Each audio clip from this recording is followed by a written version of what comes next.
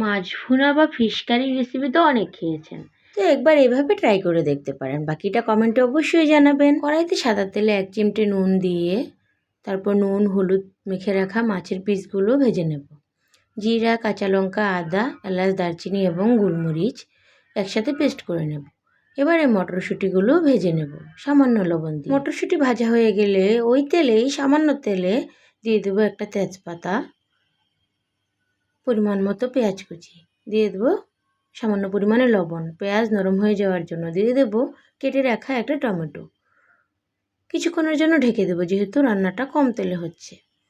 পেঁয়াজ নরম হয়ে গেলে দিয়ে দেব বেটে রাখা মশলার পেস্টটা। সামান্য জলে গুলে মশলার পেস্টটা দিয়ে দেব। মশলা সামান্য কষা হয়ে গেলে দিয়ে দেব হলুদ গুঁড়ো,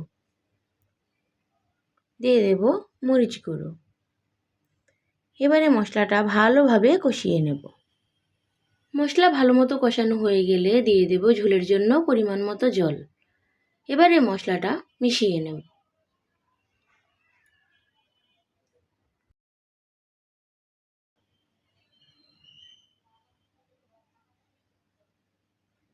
ঝোল ফুটে উঠলে সামান্য নেড়ে দিয়ে দেব ভেজে রাখা মাছের পিসগুলো।